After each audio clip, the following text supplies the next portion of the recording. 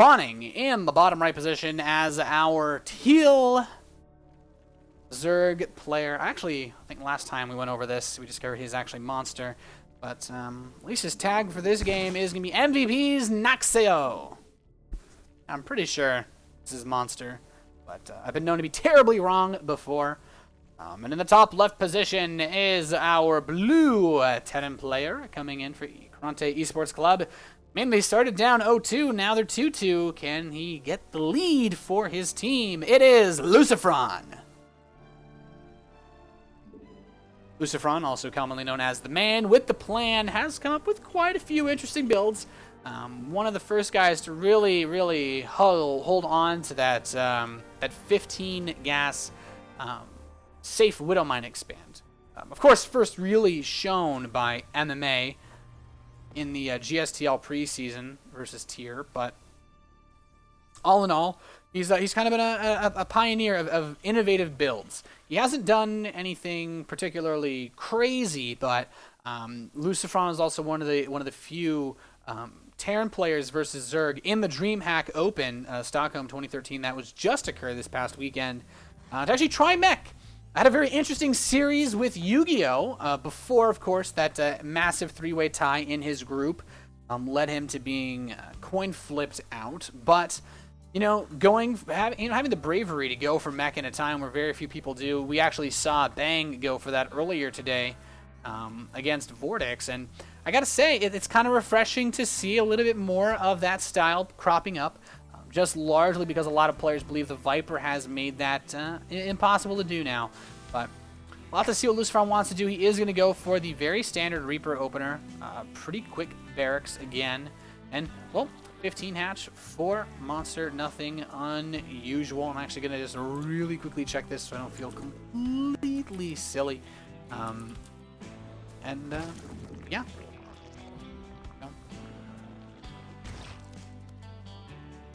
Oh yeah, it is actually Naxeo, apparently. So Naxeo is the new name. Sometimes it's hard to tell if it's their new or their old one. A lot of these Korean players like to change their names between GSL seasons, etc. So it's just kind of the norm sometimes. It can be a little bit confusing to keep track of, but gas opening here for Naxeo. He's not going to do anything terribly unusual. A lot of Zerg players are opening up like this these days just for safety purposes. Of course, he will have the option to be aggressive, but now the Reaper is running in. There's no Lings out yet, no Queen. Will he be able to get a drone kill? Weakening these drones is going to force him to try to build things with these drones, but that's one drone kill. Could get a second. Ooh, going to an Evo chamber. Very quick reaction timing there from Naxeo, making sure he doesn't lose a drone. But of course, he will lose a little bit of mining time. He loses the resources. He loses about 25% of the cost when you cancel a building. So, unless he just wants to go for a very fast Evo chamber, this could be that +1 attack roach timing. This could be the ultimate way to abuse this. Is he going to actually let this finish is the question here. Yeah, he's just got an evolution chamber. That's... I'm curious if he let that finish intentionally or if he was just distracted. We'll have to see. I feel like the best option now is to go back to mining gas, but he's just going to let that sit there. Very interesting. In the meantime, a couple Zerglings did try to run back and do a bit of damage, but LucifroN has a wall. Not terribly worried about it. The command center, though, has been delayed a little bit, so not a terrible play there. The Zerglings getting in and blocking this. Very cheeky play by Naxeo. However, the Reapers come home. All right, kids, we're here to clean up after you. Get rid of the mean guys, and well, command center is once again underway. We do have some Hellions coming out to the tech lab. This is the super standard Reaper play that we all know and love. We should see LucifroN. Yeah, start a stim pack, get a couple Hellions, second gas guys are in double engineering bay. This is just how the majority of players are handling Terran versus Zerg these days. He's actually going to go for quick 2 Widow Mines. He's only going to produce 2 Hellions, which is a very interesting decision. And a Marauder, so he is expecting some aggression. The Reaper's going to come in here, and he might actually be able to see... Does he know about the completed Evo chamber? He may not have actually known it was an Evo chamber. That might be the interesting part of why he's going for such fast mines, but... yeah, it is in fact an evolution chamber. He's like, oh, you must have clearly made a mistake to have just built an evolution chamber for absolutely no reason. So, realizing his small victory there. LucifroN continues to prowl forward. His third orbital command is about to be completed. Still no stim pack started. There's the double engineering bay. Very interesting that he's waiting so long to start stim. With his second gas geyser just starting, he actually cannot afford to start +1/1 and stim. He's going to have to wait at least a tiny bit. Actually, might barely be able to afford it. But because he did get his stim before the... But he might have to wait just a second or two of mining off of this gas geyser before he can start his +1 armor. So a very tiny delay, not huge. Yeah, he's going to have to wait another couple seconds. But Hellions trying to shove forward. He only has 2, so he kind of is not going to be able to do too much creep denial. Forcing some cancel on the creep tumors is nice, though. Being able to make Naxeo have to restart the planting process. But he's just coming in here and trying to deal damage as much as he can. He wants to kill the tumor. Oh, no. Ah, there we go. Using the attack on the queen so that the area of effect damage kills the tumor. Very smart play here from LucifroN. But that evolution chamber finally finding a use. It's going to be the +1 carapace. And I mean, this is just kind of the way that Naxeo wanted to play this out. This very, very economic style where he gets the 4 queens, being able to shove out with the creep. And it actually looks like it's only a 3-queen build. So even more interesting. He's not trying to press his greed too much on the creep spread, but he definitely has options. I mean, on Ohana, you really only have 1 creep spread path. You can spread down both ways, but there's an open area in the center where you can kind of branch out whenever you want to. And it's really just the same straight path that goes down. So we'll have to see what exactly he wants to do. But the 3rd command center has already been landed for LucifroN, which is very, very nice. The Zergling will be able to come in here and see this. Might lose a mule, which would actually really suck at this point. The SCVs are coming in here, but the Hellions may arrive just in time. We'll be able to save that mule. A couple more lings being sent over, but as long as LucifroN doesn't get caught too far out of position, he should be all right to deal with this. And here come the lings. Ooh, that one mule. He's got its... They got their name on it. They tagged him. They tagged him. Oh, and he's dead. You know, sometimes you just... when the family wants you dead, it just happens. +2 carapace on the way for Naxeo. And as well as +2 melee. So this could be technically... he has a couple of options here. We could just see a very standard economic play. The macro hatchery is going to allow him to spend his money a lot more efficiently. And with this Spire and the +2/2 timing that is coming... with the Zergling production now beginning, we could actually see Naxeo gear himself up for a +2/2 timing, where you just move with a ton of Banelings, a ton of Zerglings, and a ton of Mutalisks off of 3 base and just try to overwhelm your opponent and just smash through them right before they can get their full infrastructure kicked into gear. And as we see, we only have 3 barracks. These 2 are going to be inactive for a little bit longer, probably just building reactors so they can get additional marine production. And yeah, they're their reactors. So LucifroN has very limited production at the moment. These Zerglings doing a bit of damage here. But he has his stim pack upgrade. He has not yet started combat shield, but he's got his 2/2 on the way, and another factory coming in. So very nice. Actually, a lot of players skip out on the second factory early on. But using the Hellions to come out here, clearing the creep tumor is very, very smart. He's kind of keeping him past be on his own half of the map, which is a very, very smart thing to do. There's actually not enough energy laid on another creep tumor. He wants to go there and help push it forward. But he's like, oh man, I don't have enough energy. Mine production rolling along, getting up his combat shields. And so, I mean, a lot of Terran players get the combat shield late. Usually it's almost always on accident, but it's just such a hard thing to remember to immediately do after stim when you're trying to start your 2/2 upgrades. But Hellions going to be thwarted back here for a little bit. I'd like to see LucifroN repair these, but at this point in the game, they're not the most important units for him. He has the stim, he has the medevacs. He's not as worried about a massive Baneling bust, but the Mutas coming in here doing a bit of damage, going to be able to cancel one of these missile turrets. He's going for the add-ons, wants to kill the reactors, won't be able to, but at the same time, a bunch of Zerglings and Banelings rolling over. The mine doesn't do too much damage, and the Banelings are going to kill a lot of these Marines. A pretty good catch here for Naxeo, killing a large number of the Bioforces, but losing all the Banelings and Zerglings in the process. It seemed just about even in terms of being able to kill all those Marines off.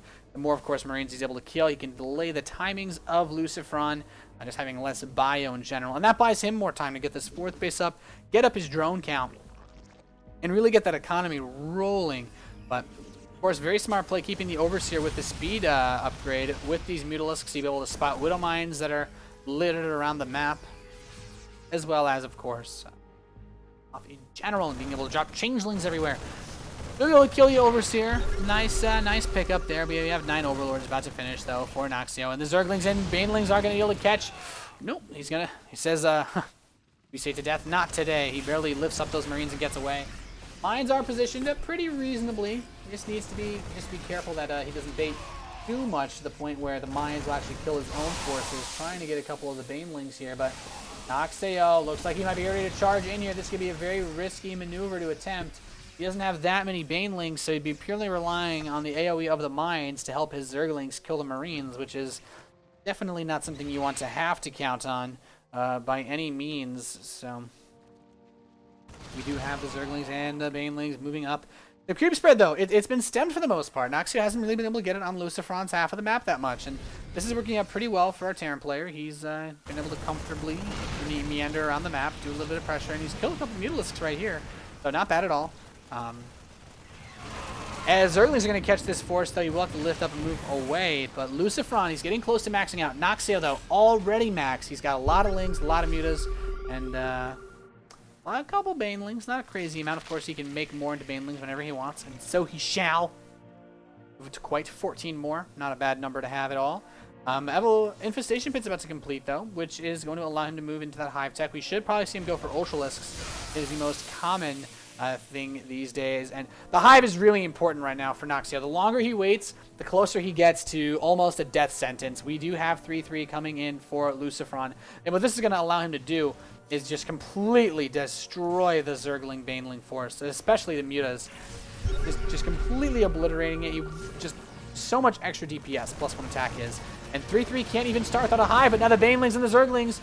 Ooh, looks like Naxio maybe considering running in there. He wants to bait out the attacks of the Mines. He is going to be able to do that. And now the Banelings are going to roll in. Is he going to be able to do the damage that he needs to do, though? The Mines detonating a lot of these Banelings and not enough damage, really, for Naxio to kill him. He is going to immediately remax on Zerglings, though. 68 of them coming out now for the MVP Zerg. And, well, there's a drop in the main base going on. Going to pick up a couple of drones and a queen. Nothing too serious. But LucifroN, he is trying to hang in there as long as possible. Trying to get out here and put some damage on the field. But he's had a bit of difficulty getting maxed out. Now going for this 4th base is going to be a very crucial moment of contention. Whether or not he can actually secure this. But Mutas and the Banelings are chasing, and Naxio knows how to play this matchup so well.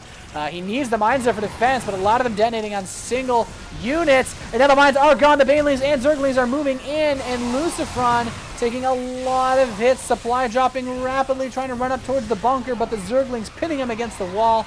He is going to be losing a lot of those forces. Manages to keep the Zerglings out for now, but the Mutalisks chewing away at this supply depot wall.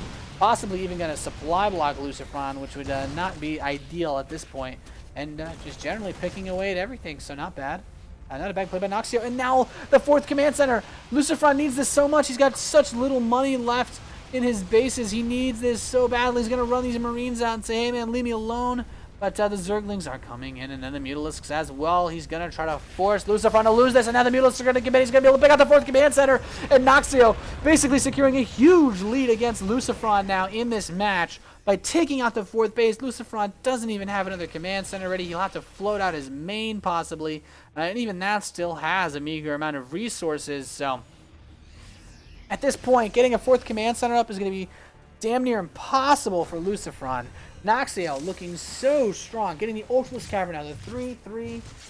You know, the upgrade advantage is supposed to be what favors LucifroN here, but in all honesty, he's just taking such bad engagements with these Banelings, and he needs some great mine shots or he's not going to be able to win this game. He's getting attacked. Once again, there's the Mutalisks and the Banelings moving in. The Widow Mines will not be able to do enough to stop this. The Marines trying to split and step backwards, but the Mutalisks are just in too great numbers.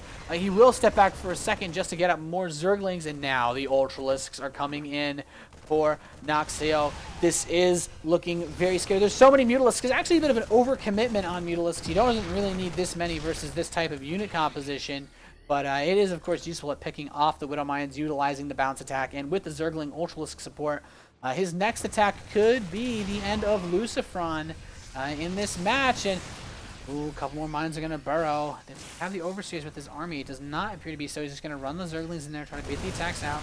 The Mines unburrowed, not bad. Ooh, the Mutalisk needs to be so careful. The Banelings not able to get any connections.